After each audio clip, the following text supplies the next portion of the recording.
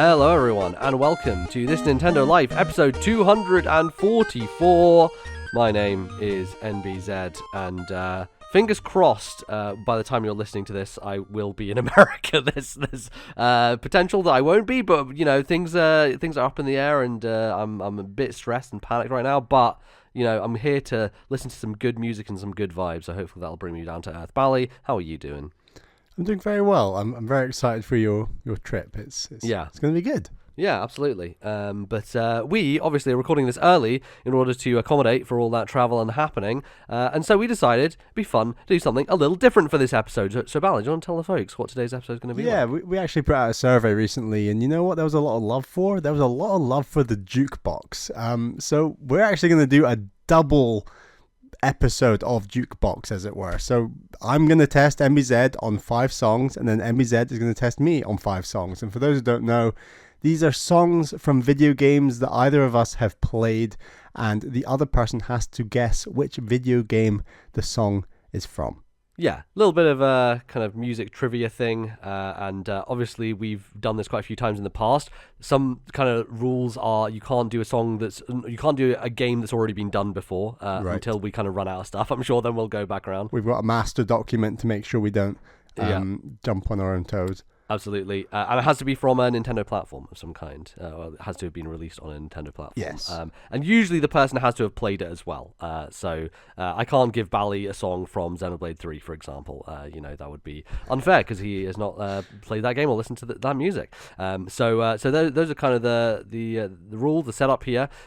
Before we get into it, I'm going to shout out our email address because, we'll be back doing emails next time, I'm sure. But we obviously have not for the last couple of times. But we still need more emails. Bally, where can they send those emails to? Please send your emails to ThisNintendoLife@gmail.com. That is ThisNintendoLife@gmail.com.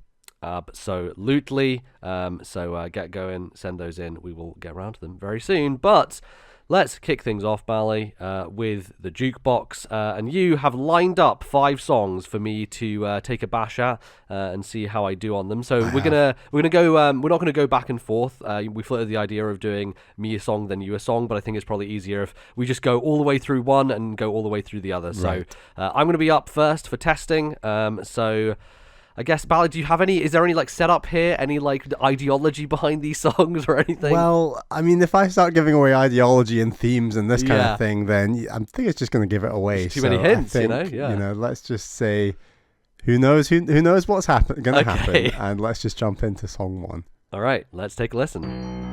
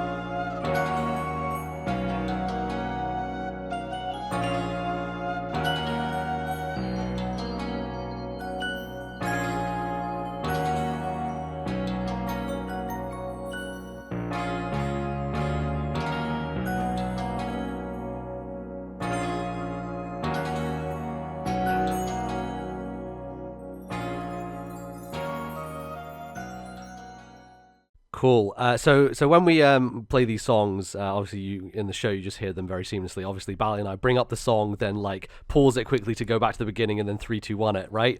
But as soon as I brought it up, within that half second of hearing the start of this song, I was like, I know what this game is pretty much immediately because I played a lot of it. Here's the thing: I'm pretty confident right now, but if I get it wrong, I'm gonna look like a complete dumbass. But I am pretty certain that this is from Pokemon Legends Arceus. Is that your final answer? That's my final answer. Lock it in. That is correct. Yeah, absolutely. So this is the Jubilife Village outdoor theme. Yeah, yeah. So I imagine this is kind of like a hubby area that you're It in is a hubby quite a area, lot. yeah. There's kind of a Monster Hunter-esque feel to Pokemon Legends Arceus in that you have a center kind of hub, town, village place, and then you kind of spoke off onto different environments. Like, they are open world-esque, but they are separate in the... And it's one of the frustrating things about the game, actually, is that you can't teleport from one of those open world areas to the other. You have to go back to Jubilife Village, then go out to another one, go back to Jubilife Village. Like, every time you want to go to a different location, you always have to load back to the main town, and then load out again. And yeah, I mean, you hear this music a lot because it's a place you're spending a lot of time in, and I really like it. It's probably one of my favorite towns in a Pokemon game generally. The thing that's nice about it is that it evolves over time. You have like these kind of patches of land that keep growing, and you're kind of like planting seeds and stuff, and you're kind of, you know, almost building out the society there a little bit. There's a lot of the side quests you get come from this place, and so people will ask you to go out and do stuff, because basically the premise of this game is, in the past, everyone was afraid of Pokemon. No one knew what they were, and everyone was like, oh, those things are like beasts and dangerous monsters. And that's reflected in the gameplay as well, because you get attacked by Pokemon out on the field constantly. And, you know, a lot of the time they're like, oh, I've never seen one of these before. Could you show it to me? Could you bring it to me and find one, and then I can have it in my house? And I remember one of the first quests I did, I had caught a really large, I think it was... Floatzel. I think I caught a big... No, Big Floatzel is one of the harder quests, actually. You have to find a Floatzel that's, like, slightly taller than another one, but isn't a big one. But you can find big Pokemon, basically. They're just Pokemon that are just larger because of whatever genetics, they've grown larger. I can't remember. Maybe it was a Kingler or something? No, I don't think Kingler's in the game. There was a Pokemon that I found that was like really big, and so the funny part of it was I had to give this Pokemon to someone in the town as a quest thing, and usually you just give them a regular Pokemon, it would show up there. But because I had a big one, when I gave it to them, it showed up in their house as a giant one, so it was just like, and every time you'd go in there, it'd be like, yep, that's that giant Pokemon I gave to that person, which I thought was pretty funny that they actually reflected it in terms of actual size in the world, which was really cool.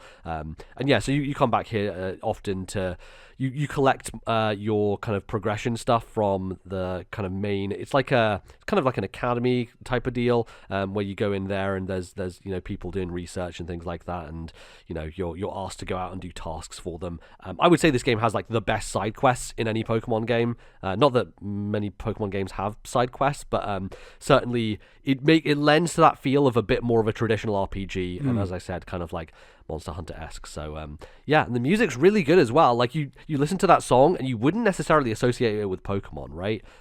It's got like a different kind of vibe to it. I think the modern Pokemon games, as few as I've played of them, do tend to have pretty strong soundtracks. They and do. Obviously the old games, I think we think have got very strong soundtracks. So like it's always been good stuff.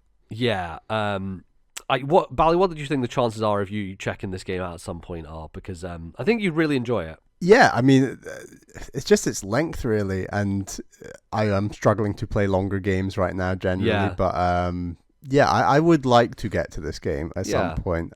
It's one of those that you can probably knock out in 25 hours. Like it's not Okay. like it's not like a 50-hour juggernaut. You can make it that if you want to go and catch literally everything. But yeah, if you're just kind of mainlining it, you can get through it pretty rapidly. I remember like, because you have to hit certain thresholds for like catching Pokemon and what level your kind of Pokedex thing is at. And near the end game, I was just like, oh, I've spent a lot of time catching in these areas. The last two areas, I'm like, I'm just going to kind of mainline it, and it didn't take me that long. So Yeah. It's definitely it also has like big boss fights that are like actiony, which is really weird that you're like dodging out the way like a Souls-like or something. It's super bizarre, but the game works. Do you think they'll try this type of game again? I think they will, and honestly, like, it might be best to just wait until they do another one, right? Okay. Like, wait until they do Pokemon Legends, Rayquaza or whatever, right? And set in Hoenn's past or whatever region they want to do next. But I think it's a really strong formula going forward for a new type of Pokemon game. So I do hope they continue with it, and you know, it was successful enough. So I think they will. So Nice. there you go. Are you ready for song 2? Absolutely. Let's see if I can keep the streak going. Let's listen.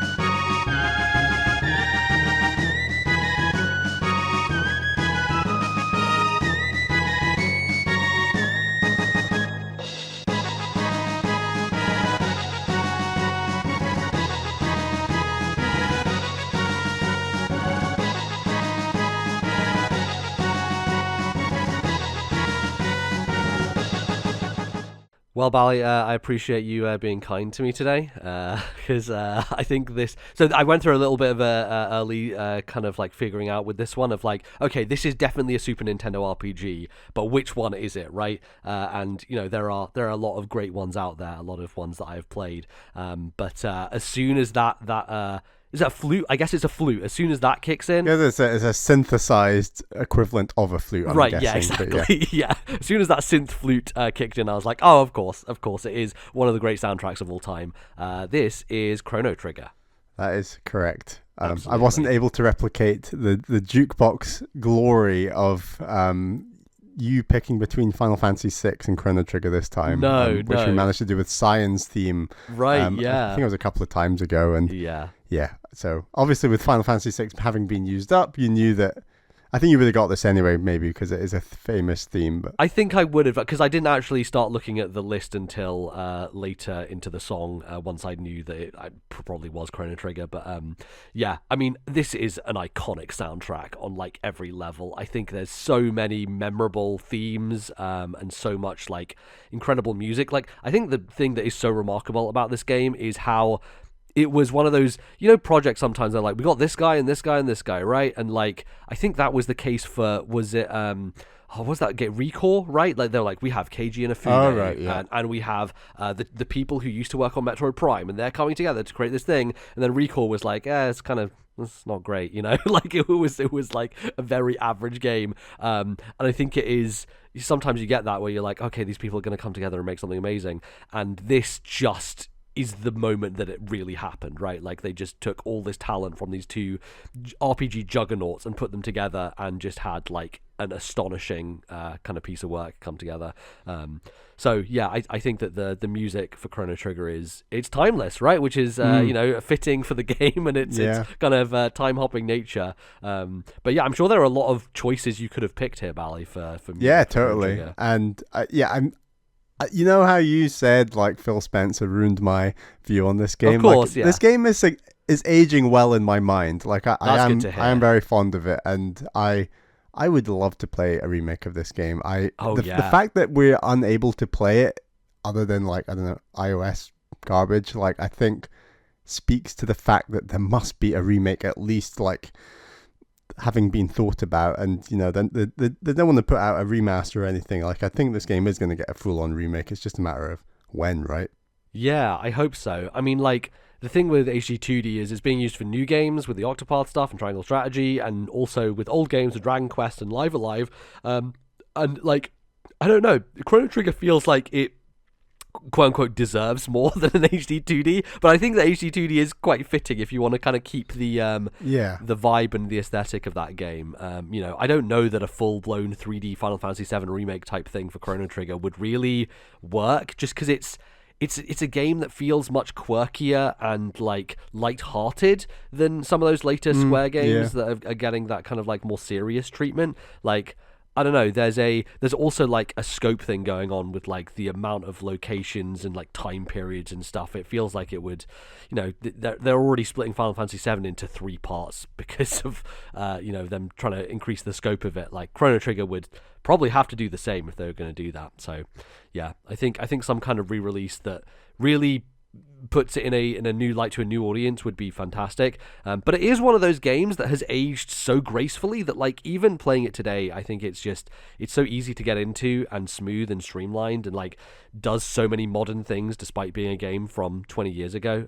It's pretty amazing that it continues to do all that stuff. So I mean, Chrono Trigger is the best. It's amazing, and I do want to replay it at some point. It's been a while since I played it now, like 2015 I want to say is when I last checked it out. So the DS version is probably the best version to play. I often struggle a little bit with kind of mechanics in JRPGs, and this game was very easy to just pick up and play a little bit of and put down again and kind of keep coming back to it quite intermittently. And I don't always find that with JRPGs. Like, often the systems can bog down a game for me, but this is it's not overly simplistic. There's still complexity in there. It's just it's a very nice game to play. Yeah, exactly. It's smooth as an experience, and I think modern games could still learn from it in a lot of ways. So, yeah, very glad that we finally used Chrono Trigger. It took a while, but there we go. There we go. It has been used. All right.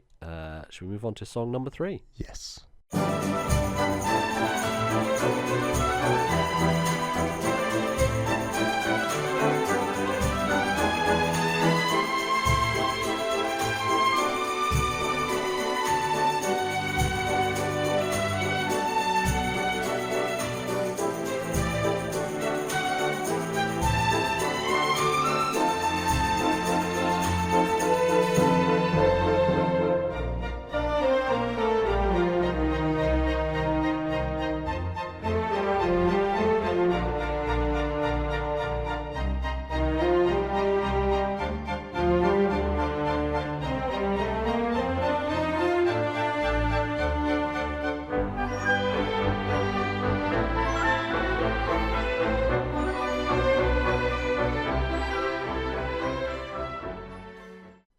I think this is one of my favorite jukeboxes so far because I feel like I'm confident here, right? Like every song, I'm like, yeah, I think I know what that is. And this one has a very strong vibe to it. Of course, the series has a strong musical identity. I mean, less said about the composer, the better, because I think he's dead now, which good riddance. But he's a Holocaust denier, pretty nasty piece of work. But there's iconic music in the series. I think to give it its full title on Nintendo Switch. Oh, God. Dragon Quest XI-S Echoes of an Elusive Age Definitive Edition for the Nintendo Switch, I believe. And that I just put Dragon Quest 11, but that is correct. Yes. Yeah. Awesome. This game is fantastic. It's I played it on PC because it was the first game ever announced for the NX, right, at the time. Even before Nintendo announced any games for it, Square Enix were like, oh yeah, we're doing something for that Nintendo system that we don't even know the name of yet. And it took a little while for it to come out, right? I think it was like at least a year and a half after the original version came that they were like, all right, finally, we got this to work on Switch. And the Switch version has some cool stuff in it that is not present in the original release, which is... So this game actually originally came out on 3DS and PlayStation 4 at the same time, just like two weird consoles to release on at the same time, and they are two very different versions. The 3DS version is kind of the same scope and story, but like shrunken down, and the towns look different and everything. And the 3DS also has a mode that is a top-down mode where you basically play it as if it's a classic like Super Nintendo style Dragon Quest game, and everything is like built so you can play the top screen and the bottom screen at the same time. And so you kind of like, I think there's a point in the story where you can't do that anymore, but like at least for the beginning you can play the bottom screen and the top screen simultaneously on the 3DS, and you move around in the same way on both, and it's just it's very cool. So that 2D stuff is present in the Switch version. So the 3DS version was never actually localized, it was never released outside of Japan. So the Switch version having all that stuff in there is really nice. I believe the Switch version also has some extra stuff like content that links to previous Dragon Quest games, so you can go to this like circular room that has a bunch of stuff that is like places from previous games you can go to, and some kind of extra stuff around there, which is nice. But yeah, I think this is one of the best games in the series. It's not my favorite. I think 7 is still my favorite overall. I just love the class system in 7. I think it's such a fun like remake of that game. Like the 3DS version of 7 is excellent for a game that I think was a bit of a black sheep of the series, but weirdly has turned out to be my favorite one. 11 is like the most traditional. It's probably the easiest entry point into Dragon Quest, despite the fact that, yeah, as we've mentioned before, these games are long. This is the longest one, I would say. I think it took me 55 hours to go through the main story, and that doesn't include the kind of the final act where there is a kind of extra end game stuff that you can do that I didn't end up doing, but kind of like closes out the story in a way. And yeah, I do wish that Dragon Quest games were a little bit shorter, so they're a bit more approachable to more people, but they tend to be the very traditional RPG where you spend a long time kind of like going through and grinding, and I think like a lot of people always play Dragon Quest in Japan because it wasn't that it was difficult, it was just like you just had to put a lot of time into it in order to get through it. So yeah, and I think that it's one of those series that I'm trying to play every single entry in, and I'm getting my way there. I'm still playing Dragon Quest 4 at the moment. I'll bring that to the show at some point, but yeah, Dragon Quest 11 is excellent. 11 was the most recent one, right? Is the most recent one, yeah. And I know that there's like the 3 HD 2D thing, but yeah, when do you think 12 might be?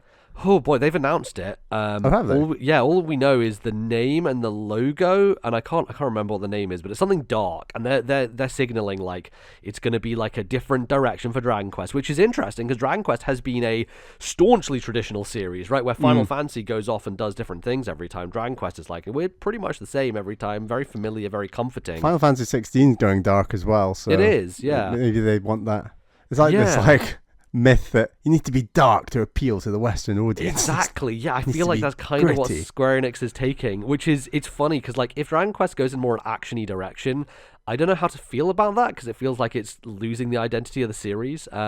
But it's cool that they're trying something different. It'll also be ironic in the sense that the Yakuza series is like, no, we're going to be like Dragon Quest now. It'd be hilarious if Dragon Quest was like, hey, well, let's be a bit more like that Yakuza series and just hit people, in real time instead. So I'm waiting for that to happen because that would be a fun role reversal. But we'll see. Dragon Quest 11, I recommend it to a lot of people. If you've never tried the series before, I think it's a really easy one to get into, and has a great story. I think probably the best characters and story in the franchise. So nice. Shout out Dragon Quest 11. Another one I want to get to at some Absolutely. point. Yeah, when time is available. Yeah, I'm sure. When time is available.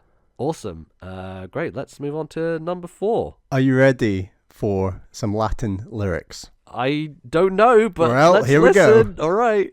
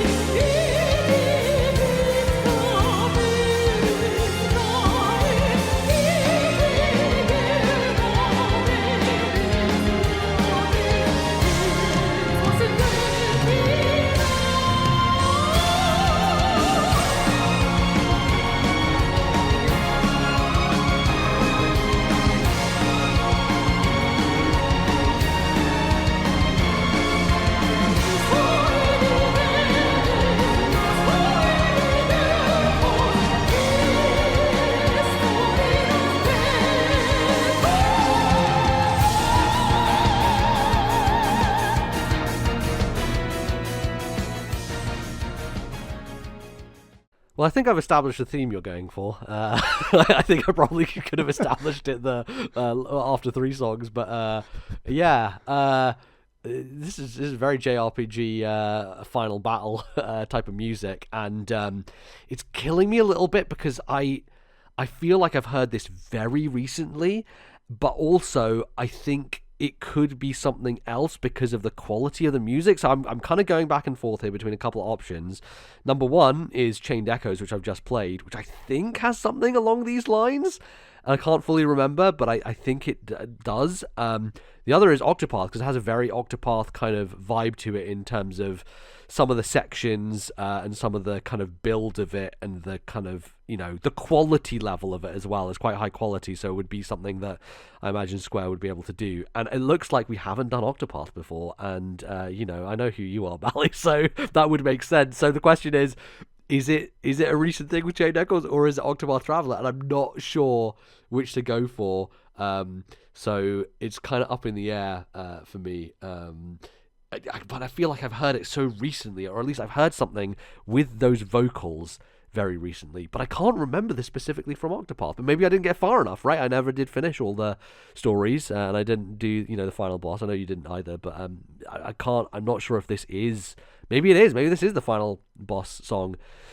Oh, it's hard. I am going to say Octopath Traveler, and I'm going to lock it in. I'm going to kick myself if it's Chained Echoes, because I did literally just play that game, but I'm going to say Octopath Traveler. Bally, put me out of my misery. That is correct. It good. is Okay. Octopath. And Okay. you're right. I did not. This is the music for the first phase of the final boss, where you have to be like level 75 or something silly. And Yeah. I didn't play it either. I discovered this song probably through Family Jewels and went back and watched the end of the game and kind of like took in this song. And it's called like Daughter of the Dark God. So like there's a female character in the game that like links you up with the final boss, and she's kind of the daughter of the Dark God, as it were. So that's how it all links. And yeah, it's just such an epic song. I absolutely love it, and It's really good. One day I want to go back to Octopath 1 and get to this final boss and take it on. But honestly, like, I see people in the comments who I assume have played a few JRPGs saying like this is one of the hardest JRPG bosses they've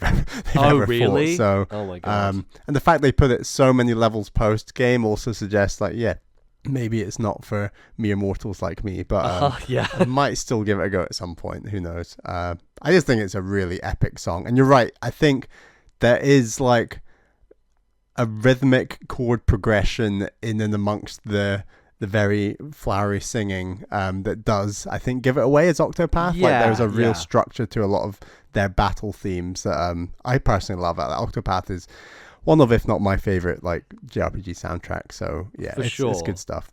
Yeah, there's like an iconic kind of I don't even know how to put it. It's not even leitmotif. It's just like a rhythmical kind of almost tempo thing, right? When it comes to like the feel of the music and how it all kind of comes together, and it's generally quite identifiable as an Octopath song. How's that second game soundtrack holding up? Because it's something that I've not heard a lot of people talk about. But It's very good. I was just playing some last night and I was thinking, God, this is on a par with the first game, honestly, with That's like great its to hear. like soundtrack. So I'm very excited by. It also gives me more motivation to get to the final boss of the second game, which I hear is also easier to get to, even though it's still a tough fight in this game. So yeah, I'm looking forward to that. I will say, Family Jewels' rendition of Daughter of the Dark God. First of all, he does it with his partner Adriano on vocals, Yes. which is also good fun. But I was going to say, he uses the same chord progression in the song to play the main theme of Octopath 1. So like they are using the same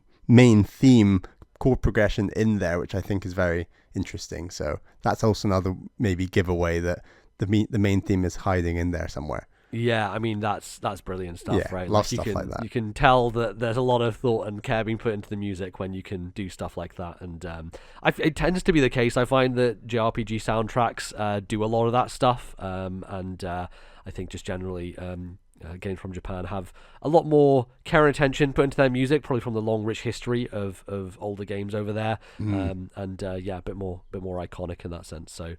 Yeah, I think this is one that you had to choose, because if you had chosen any other song, it would have been a bit too easy for me to like get it directly. Well, exactly. Not only did I know, and it is kind of cheeky because I knew for a fact you hadn't played to this point in the game. Sure, but yeah. obviously neither had I, so I thought, yeah, I'm going to be cheeky. I Yeah, thought the no, other it's good three works. you would get, so I thought might as well go a little tougher for this one. Yeah, But, for sure. yeah. Awesome. The question is though, will the fifth game be a JRPG or Oh, not? God, that's the damn it. question. Are you gonna Am I just throwing a swerve on curveball or me? am I not? Yeah. Shall we find out? Let's find out. Let's listen.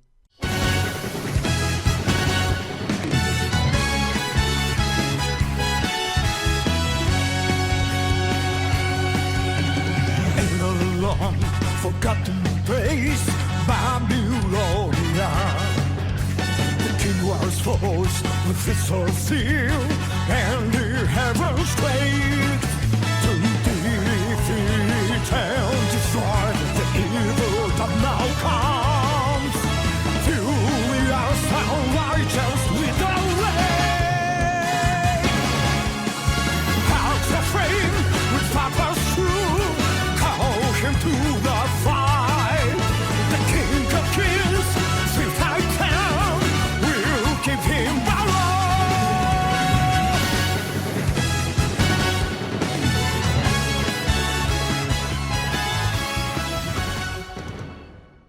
There you go, to complete the set. Yeah, great song. I mean, the lyric, I forgot that song had lyrics as well, but they really just like. Could you tell they didn't get an English-speaking voice actor for the English version? Yeah, it's pretty good. Of course, this is the remake of the Square Enix classic Live Alive. Correct. Yes. Can you guess what part of the game it's I from? think this is from the robot, the near future one, right? Yes, where he's in the it's big near robot. future. This is actually Yeah. the opening to that area. Like they just start it, and it's all about a mech that you basically control. And Yes. it's maybe my favorite of the 7 kind of chapters is the near future. I thought It's it really was good. fantastic. Yeah. I mean, the music in this game is fantastic. There is one song that almost dominates all others, obviously, with Megalovania. But I think that all the rest of the music is like fitting of the era, and it's nice because it all has to be specific to the different scenarios that you're in as well. So there is quite a variety to it, right? From like the Wild West themes to the kind of like far in the future alien stuff going on. Like they do vary stuff up, which I think is quite good. And yeah, though you still hear the same boss fight every time, like it never gets fucking old. So I'm happy about it. I'm happy to listen to that as much as possible. Yeah, I think this is a Yoko Shimomura joint Live Alive, like her I believe first so. soundtrack. I can't remember composer name. Which it's just like a great kind of set of tracks that I think is slightly different from a lot of the stuff around that time as well. Like it's definitely clearly has its own identity, and I think it kind of makes it stand apart. But it's also. Did you manage to find this on YouTube? Okay, because when I've looked for Live Alive music on YouTube before, it's very difficult. This and Megalomania are like the only 2 on YouTube essentially, and because I was gonna get you like another song, and then I was like, oh wait, this is from the original game. I can't do that. That's a bit cheap. But yeah, so no, this is one of like 2 songs, and I think it's because someone loves the song and then re-uploaded it, and it probably just because it's a different type of song, it might not have got caught in the algorithm or some other bullshit. But like, right, yeah, it just seemed to still be up there and is actually from the game, or at least the English version of the game. So yeah. It's Square Enix have gotten in the habit of uploading their soundtracks to Spotify. I think a lot of the Final Fantasy soundtracks are up there, so I don't know if that's the case here as well, where they're like, well, we put them over there and we're going to just wipe them off the face of YouTube. Yeah, I mean, Octopath was all there, but it was in Japanese, not English, so that was also difficult. But I actually knew the song I wanted based on the song length, so I managed to find Daughter of the Dark God. That's good. That was the official version, so yeah. That makes sense. Well, you proved your JRPG chops, Nbz. I guess I'm impressed. so. You are the JRPG guy, and I thought, you know what? Let's put that to the test. Yeah. And you passed with flying colours. Yeah, I did. I guess I think that's the second time we've got 5 out of 5. One of us has, because you got 5 out of 5 in one of them before, but usually we don't do very well because we do things a bit harder. I want to say also that 2 songs in here have proven to be banana skins in the past. Well, maybe not technically, but what I mean is when I tested you on Super Mario Odyssey and I gave you it was like the Winter Town music from Super Mario Odyssey, and you said, this sounds identical to Dragon Quest 11, but it isn't Dragon Quest 11, and I thought Bustling Town was the exact mimic of that song. Okay. So you did well there, and then obviously it's easier to spot Chrono Trigger when Final Fantasy 6 isn't an option, so that was the other potential banana skin. I guess Octopath Traveler I thought could also be a banana skin, but that was the hardest one for me because I couldn't decide between Chained Echoes and that. Right. I had no idea there might be something in Chained Echoes that would put you off, so I thought that your process of elimination would be even simpler potentially on that one. So yeah. No, it's good. They stuff. were good songs. I enjoyed listening to all of them. How about let's take a quick break and let's come back after that to test you and see how you do.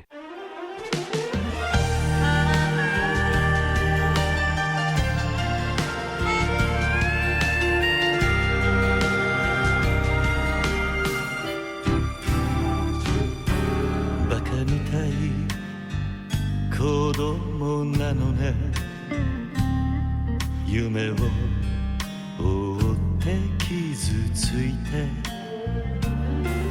嘘が下手なくせに笑えない笑顔を見せて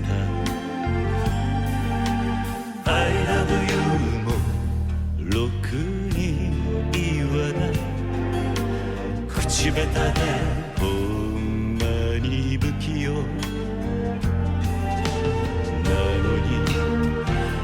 のにどうしてさよならは言えたのダメだねダメよダメなのよあんたが好きで好きすぎてどれだけ強いお酒でも歪まない思い出が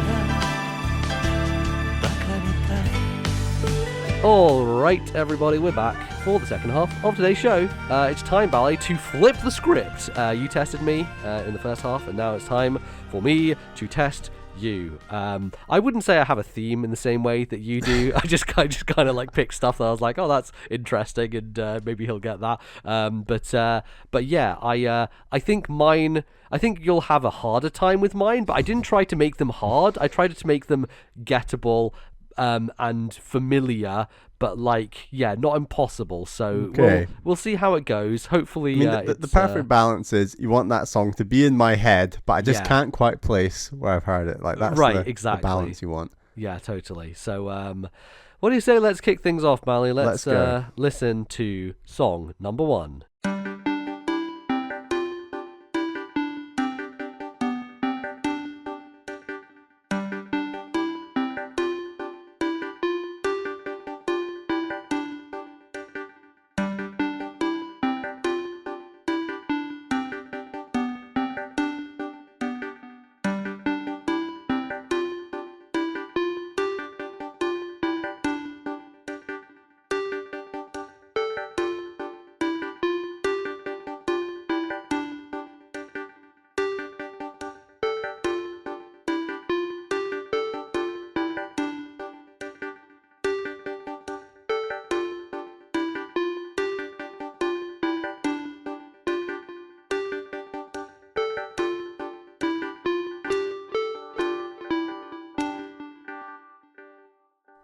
A simple song. Cool. But do you know what it is? I just had one game in my mind, like from the first note, Okay. pretty much. Yeah.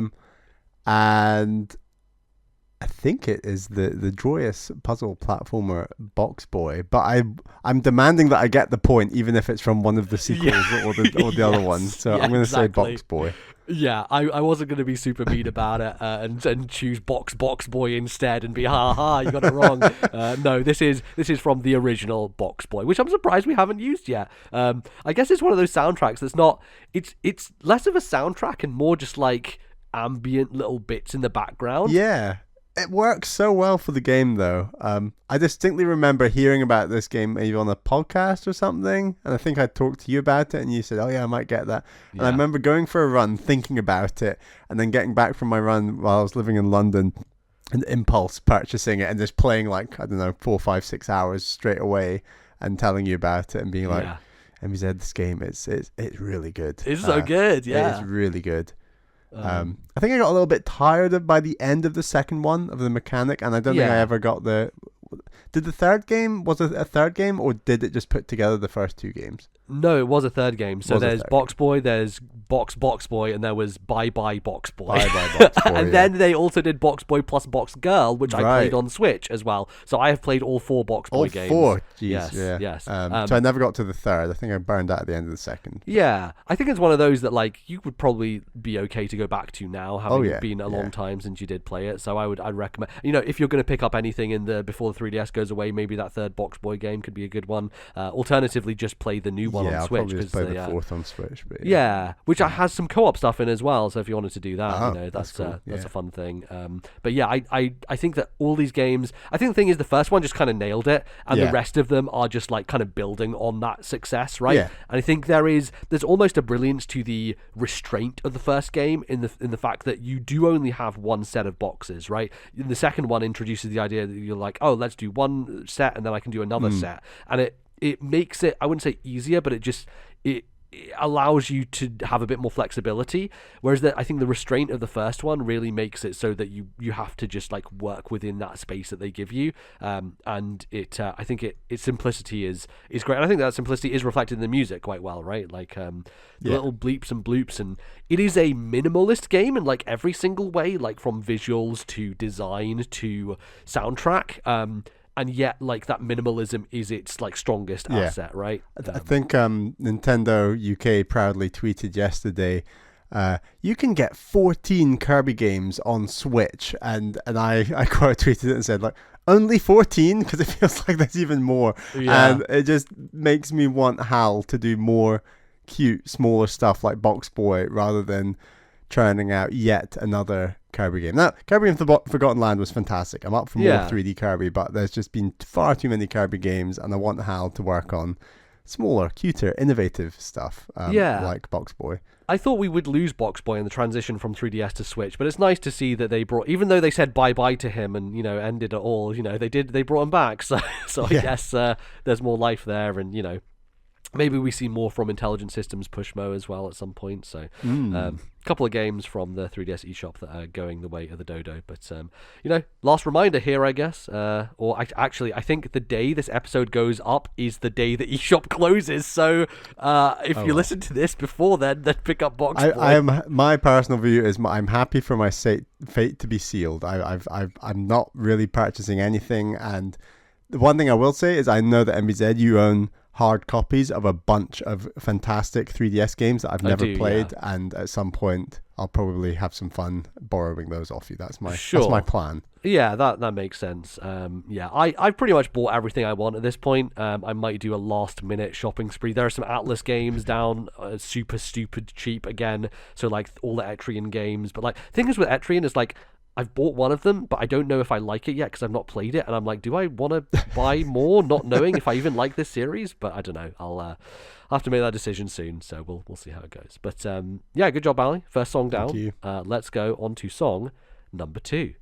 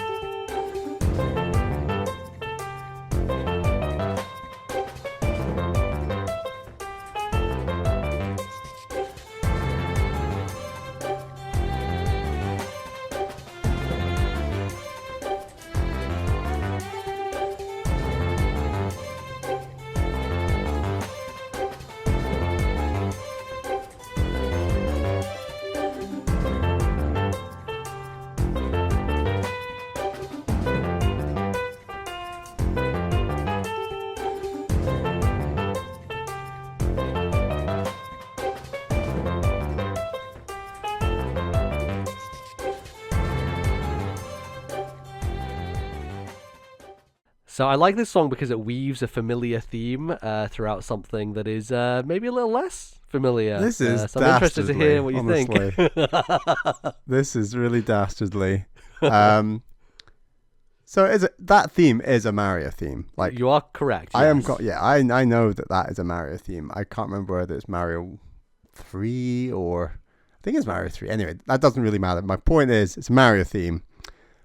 And then it's got like this, so it's a Mario theme from a retro Mario game, but then it's got a really modern remixing of it.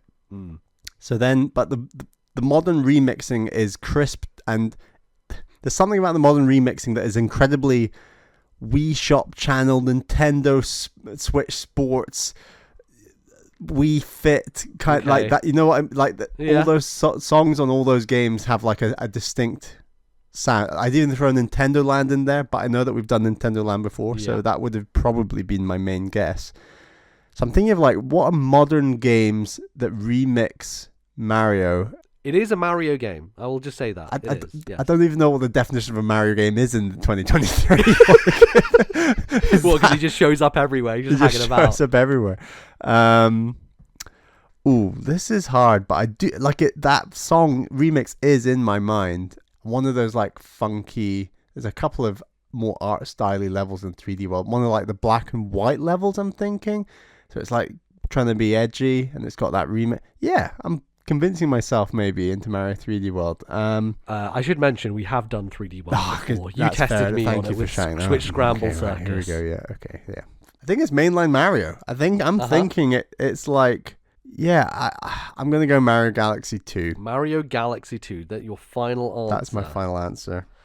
Bal, you were so close. So close. Is it Galaxy 1? It was not, and it was not 3D World. It was in fact 3D my Land. favorite, Super Mario 3D Land. That is a great the answer. pick. Yes. Yep. Was it one of the edgier art style? I don't think so. levels? So this is a level called Clock Tower, which I don't remember from 3D Land. Maybe it's like a bunch of gears, I imagine, something along those lines. But yeah, it was Clock Tower, and the reason I like this song is because it did weave that kind of classic melody in with something that sounded a little bit more modern, which understandably I thought it would be a little easier to pinpoint. But then thinking about it, it's like Mario kind of does that quite a lot, doesn't it? And, like that's like what he's become renowned for.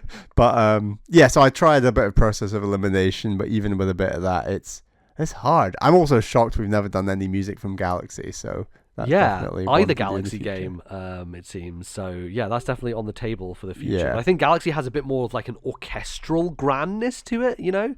Generally speaking, yeah, but there'll definitely be like trixier little songs in there that maybe I don't know, but yeah. No, 3D Land, that's a great shout, and yeah, what a great game and a great soundtrack, and there is definitely a space in my mind that the next Mario game is of a 3D Land or 3D World ilk. Like, I don't. you think so? Okay. I definitely think there's a space for, like, it doesn't always have to be the pseudo open world of Odyssey. As much as I love that, like, and I'd love an Odyssey too, but I think there's definitely a space for a more linear, shorter. You know, it's basically a 2D Mario in 3D. Like, I think there's a space for that. Yeah, I mean, they did have Bowser's Fury, right? Which is kind of like a little 3D world in there. There's like a spice of it, especially because it got released with the 3D World re-release, right? So the feel of movement in that game is very much tied to the 3D World mechanic space. So yeah, I mean, if the direction they go in is more of what they did with Bowser's Fury, then it kind of like bridging the gap almost between what they did in 3D Land and 3D World with the more kind of open Odyssey stuff as well. So yeah, I think that could be cool. I think it's a direction that they can go in, and whether that is an Odyssey follow-up or just a brand new Mario game that comes out with the next system, or even very, very late into this one's life cycle, we'll see, I'm sure. But there you have it. Super Mario 3D Land tripped you up. I loved my going around the houses on Mario games that have like referenced old. Oh goodness! Yep. Do we know what original game that soundtrack's from? I'm not sure actually. That little snippet. Yeah, I'll have to. Look that up. Go Mario Bros 3, but I've not actually even played that game yet. Yeah, I don't think it is. I think it might be from another one. But okay. Anyway, we'll have to figure it out. All right, you ready for song number 3, which I think is probably the hardest. Oh god, that last one was hard. I know. Right. But yeah, let's go. Let's see how you do. All right, song number 3.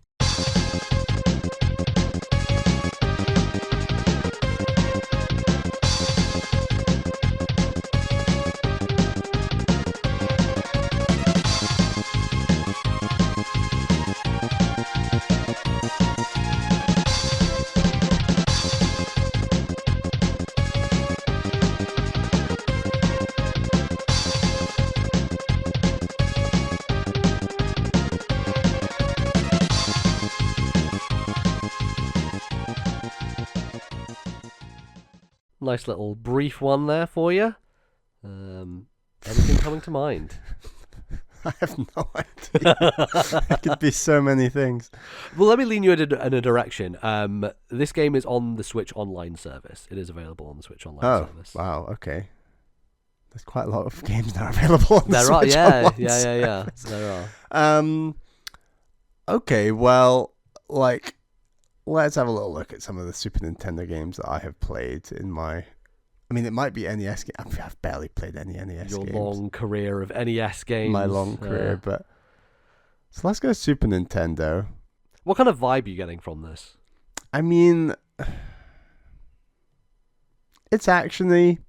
It's not kind of heavy enough to be Contra, and I think we've already done Contra 3. I think we have, yeah. So... Ruling out Contra, it's not Donkey Kong, it's not Earthbound, don't think it's F-Zero. we've done Final Fantasy 6. So like, I'm leaning more towards like do you think I've played Street Fighter 2 Turbo? Is that what you're thinking? I do not think you have played Street Fighter 2 Turbo. Okay, fair no. enough. Because I would definitely, it sounds like it could be that. Equally, it sounds like it could be Super Punch-Out, another game I've not played. It's like a fighting theme to it, you know? Yeah, that kind of has a bit of that Live Alive vibe in a way, doesn't Right, it? Like, yeah. a little bit of that, yeah. I'm honestly running out again. And then there's like Wild Guns. And I like to think Wild Guns had a little bit of a Western theme to its soundtrack. So, and then again, it might not even be Super Nintendo. This game might be really difficult, as you said, because it's a curveball towards. You are in the NES. right direction. You are, yeah. Okay. Keep I'm going right. along your lines, basically, yeah. For me, it has to be Wild Guns then. I've not played Super Punch Out, you know? Like, Sure. so Is that your final answer? I'm going to go Wild Guns, yeah. That is correct. It is Wow. Wild Guns. Okay, Yeah, phew. yeah. I had to do a bit of Bloody coaxing overthinking there, this but, thing. Yeah, it's a It's like tricky 3D one, isn't chess after a while. it? Yeah, exactly.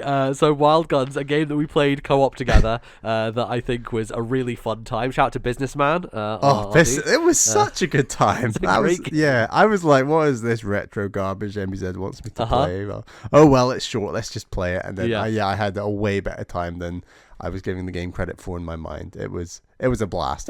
Honestly, it was up there with, Contra and other co-op experiences we've had before. And Blazing Chrome, the name I always forget, but it's up there with that game. Yeah, A little I leaner definitely as well, would say. quite a lot leaner. Yeah, it's pretty short. And like the nice thing about it is we didn't even have to use save states. Just the way the game is built is like you Yeah. can kind of finish it like without needing to rely on that stuff, which I thought was super cool. I think that musically it might have been one of those where because we have to talk at the same time on Skype as well as playing the game. I don't think. Yeah, music is definitely taking a backseat. Yeah, totally. And that was that's the player select music basically. Is Okay. the track That's why that it's a bit chose. more, yeah. Yeah, doesn't quite have. And I don't actually think that Wild Guns as a soundtrack has a huge Western influence. Maybe there is a bit of it in there. But when I was Yeah. listening through the tracks, I was like, I can't really identify this as Western necessarily. It's more kind of like arcadey action, And that's kind of the thing it was going for. Yeah, yeah. I actually thought you might think it was Mega Man because it has some of that vibe to it as well. I would have guessed Mega Man, but obviously I've not played any Super Nintendo Mega Mans. Yeah, so, exactly. Yeah. And then you were like, you're warmer with Super Nintendo, so Yeah. I ruled out Mega Man. Because it could have been like Mega Man 2, I guess, which is Yeah, totally. the only one I think I've played, but Yeah. Yeah. But I think Wild Guns is a great little game, and I recommend, if you've paid for the Nintendo Switch online service, check it out. It's one of those that I think, alongside, there are so many like well-known games that people have played a million times, but it's one of those that's a bit more different and out there, and and it's a great time, very fun, arcadey, challenging for sure, but yeah, not in an unfair way, I would say. Like I think you definitely have to pay a lot of attention, especially in those later levels of like dodging out of the way of stuff and Yeah. using your supers at the right time and all that sort of it's thing. very weird because it's behind the back third-person shooter, basically, but it doesn't handle like obviously a modern third-person shooter would. It's kind of, it's more like a point and click third person behind the back kind of shooter. It's hard to describe, but it works for what the game's going for. Absolutely, hell of a game. Glad you got there in the end, man. It's a tough My one. brain. All right, let's move on to the next song, which is number 4.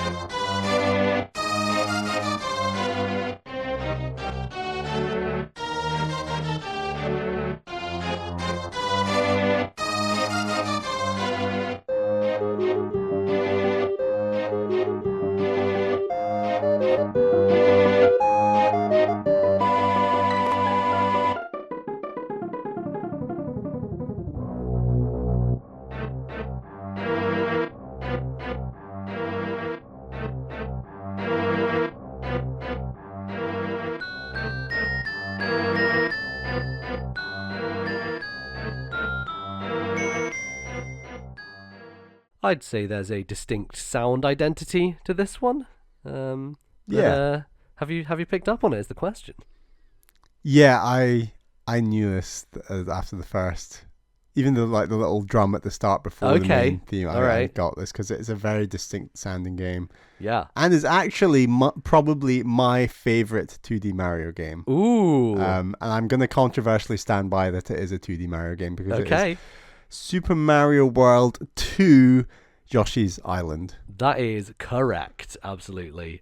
This is the castle fortress theme, and I think there is a very distinct sound identity to Yoshi's Island that you can pick up in those little blinks and blonks, right? Like the little plinky kind of sounds that I think you hear it within a lot of the sound design in the game, of like when Mario falls off your back and you have to try and get him and stuff like that. Like there's an identity of like the sound that gets built into the music that I think is very clever. Yeah, as well. It's an incredibly impressive game with like what do you call that 3D effect it's got in it? Like parallax or mode. It's got mode 7 stuff. Mode 7. Yeah. With like the planks falling towards you, that kind of stuff. Yeah, the soundtrack is incredible. Obviously, the artistic look of the entire game. What's the famous level Fuzzy Wuzzy thing? Touch Fuzzy, get dizzy. Touch Fuzzy, get like that stuff is just incredible. Like there's such a charm to the unique style of this game that many of like the kind of later Yoshi games just don't quite get in the same way. And I've not really tried the later ones other than Woolly World, which was a good time. I like Woolly World. But the original just feels better. Often Nintendo improve on the original, and I think Yoshi's one of those weird franchises where the original still feels like the strongest one. Now, I must say, I've played the Game Boy Advance version, not the Super Nintendo one. I'd love to play the Super Nintendo one at some point.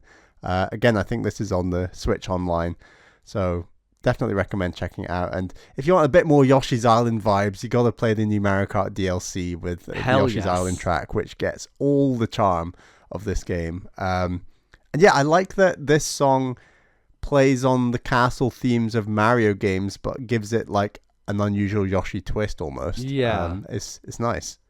For sure. Yeah. Do you define this as a 2D Mario game? I guess like from what you said, you say it is. Yeah. I do. And I know that half the internet is very mad at me and half of the internet is rooting for me. Sure. And I root for it as a 2D Mario because I think it is the strongest 2D Mario. Like it's probably my favorite. Yeah, I think it just does different stuff, doesn't it? Right? Like it's kind of what you want from a sequel, and it's kind of what you want Nintendo to do more of, which is like go in a weird direction with a kind of this core series that has for so long, I think in recent entries anyway in the last decade, has just been it's just a bit more of the same, like it's not just a visual identity thing, right? Like I'd love a new 2D Mario to be visually different, but the question is like, can you mechanically change things up as well in a way that feels distinct? And I think Yoshi's Island it's a very distinct game mechanically. Like there's not a lot like it out there, and I think part of the problem is that Nintendo, when they keep trying to go back to it, don't really modernize what it has done, because like back then obviously like holding down the button and waiting for it to like go up and down for aiming is like, that's all well and good, but like we have dual analog sticks now in this modern day and age, but still Yoshi's Woolly World is... Which they're happy to use for... Well, I guess in a game like Samus Returns or Dread, you hold down the button and then aim, but it still works well. Yeah, totally. But like they still seem rooted to this idea of just like waiting for it to go back and forth instead of just like aiming as you would do in a more modern game when it comes to the Yoshi stuff. So I don't actually think that mechanic has aged that poorly. I still think it works well for the game, but I think trying to insert that mechanic into the more modern games, I agree. It's a bit more like, come on, you really could give this the identical mechanic as Dread and Samus Returns. Like I think it's one of those things that Nintendo does is they come up with a new idea and they're like, that's tradition now, we're never changing it. Like that happens quite often. But in the same way that we want 2D Mario to do something bold and different, that's what this game did back in like 1996 or whenever it came out. Yeah, Like, exactly. I think that's what's so cool about it. It's like there's no Mario. You're playing as Yoshi with baby Mario on your back. Like that's just like this is the Mario prequel. Like I think that's a hilariously fun idea that they went for. And it's a story-driven experience. As light as that story is, I still think it's a really fun little story. Yeah, definitely. And, I think a lot of that iconic music is being brought to the forefront with that new Mario Kart track, which is nice. It's probably subliminally why it was in the back of my brain and why I chose it, I guess, today. I was worried that we were both going to choose like the same game at some point in this. Oh, that could have been possible with this. It could have been, But thankfully we're all good. So... Let's go on to the final track, Bally. You've done decently so far, just one wrong. So let's see if you can crack that 4 out of 5 with this last song, number 5.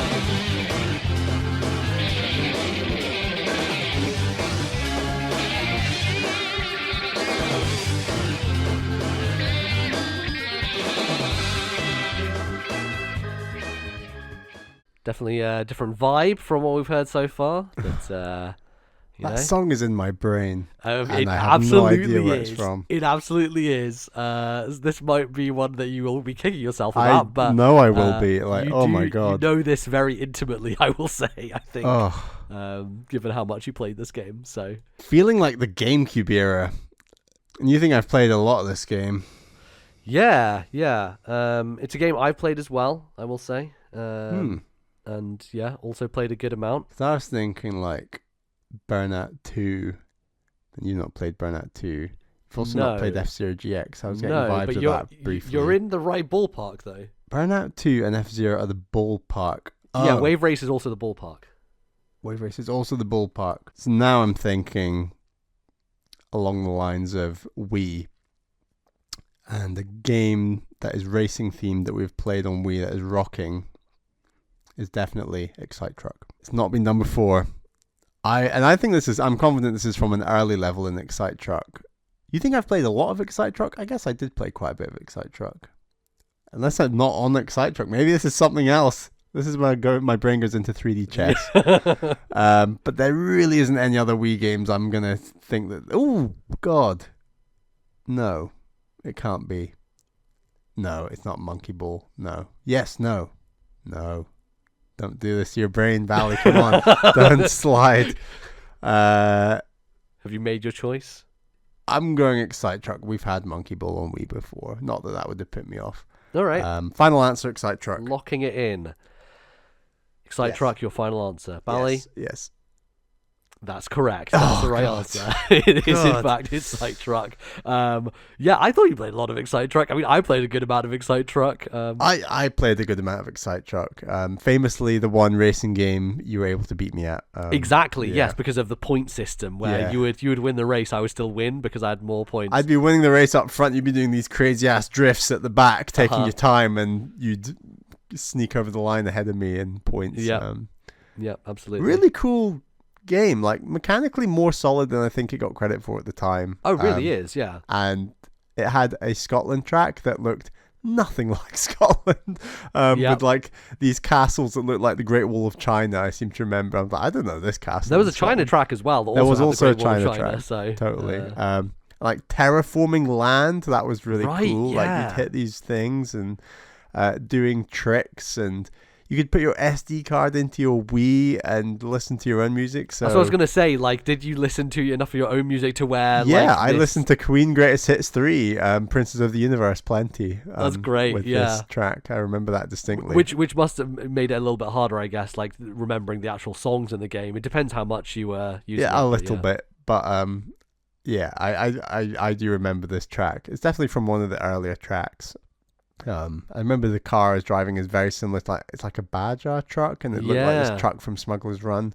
I definitely remember spending a lot of time in that car, and then really nice progression. I seem to remember of unlocking cars, which one feels good, a fantastic sense of speed, and also the first time that we'd played anything with the Wiimote like on its side, like you are driving left and right. This is before Mario Kart came out, so it felt very novel in that sense. And the tracks were so wide and forgiving that the kind of floaty nature of turning a Wiimote on its side actually worked really nicely with this game. It did, yeah. This is a very good game. Yeah, it's fantastic. And this track itself was from Canada, which is I can't remember what that track was exactly, but I think maybe if I'd given you Scotland, you might have gotten it a little easier, because I do remember that track quite. Scotland was later in the game. I think Canada was earlier, so I think this was a good one to pick. Yeah, definitely. I seem to remember there was like a weird moon track at the end if you unlocked everything, right? Like you went into space of some kind. Don't think I got that far. I did unlock that, so yeah, maybe I played more Excite Truck than you did. It was certainly the racing game that I put the most time in during that period. Yeah, I think the unique thing about it, as you mentioned, is like you could win by just having enough skill points, essentially. So you would get points by doing drifts, or tree run was my favorite, where you get a 5-star tree run by going through a section of the level that had a bunch of trees and not bumping into any of them. So it's like kind of threading the needle type of deal. So you get a bunch of points for doing that. You get points for doing big jumps and spins in the air and going through the rings. There's like 5 rings you'd have to go through sometimes. You have to jump and get through them all. And yeah, just the aerial maneuvers and all those types of things, drift around corners. Once you had all that stuff down, then yeah, it didn't really matter if you came in second, because you might have enough points to where you would end up in first anyway. So yeah, very, very unique game. And definitely a fun one. Really, really enjoyed playing Excite Truck. But yeah, I think that's it. That's all 5 songs, Bally. How do you feel you did there? Yeah, I obviously I didn't have the luxury of knowing that there was a JRPG theme to lean on. Sure, so, yeah. I think that I was pleased with how I did. I think 3D Land was tough, and when you break it down that traditional Mario songs have been remixed a bajillion times across a bajillion games, I thought my guess was close enough. So I'll take 4 out of 5. I'm pretty happy with that. Yeah, I think overall it was generally a solid batch here, and some ones that like just a little bit trickier than others, but I think in the end it all worked out, and yeah, I enjoyed mine a lot because I like all those songs. Those are all iconic songs for me. So right, yeah, good stuff. Well, Bally, that's going to take us to the end of this here fun little special episode with the Jukebox. But before we get on out of here, we have some things to plug, some people to say thank you to, all that sort of stuff. So how about we direct people over to patreon.com/ThisNintendoLife, where people can support the show and get bonus episodes and other fun things like that. We would like to thank some folks. Yes, thank you to our new patron, Patrice M. Thank you so much for your support. And thank you to all our $10 tier plus patrons. They are Zach S., Thomas, Matthew, Albert, and Wicked Gamer UK Allen. We really, really appreciate your $10 tier plus support. But thank you to all of our other patrons. We really appreciate the support you give the show. And it keeps the show on the road. We love it. Yeah. Thanks everybody, and you can get some bonus episodes if you head on over there and listen to it. Some good stuff. Obviously you can also write into the show, and we'll be, as I mentioned, probably getting back to emails next time. So if you have some burning questions for us, please send them to our email address, which Bally will remind you of right now. Please email thisnintendolife@gmail.com. That's thisnintendolife@gmail.com. Lovely. You can also find us all over the internet. I am on Twitter at Lord NBZ. Where can you be found, Bally? I'm on Twitter at Ballyman91. That's BALLYMAN91. Fantastic. And you also follow the podcast Twitter at TNL Podcast, and you can go there for updates about things that are happening with the show, fun stuff like that. So go check it out. We also have links there to our Discord, so join the community over there and chat with folks about a bunch of different stuff. There's lots of Octopath chat happening right now, so go jump in there and enjoy. And you can also find our YouTube channel link there also if you want to access the show via those means instead. So go ahead and check that stuff out. Obviously, you can find the show in various places. We're on Spotify, we're on Stitcher.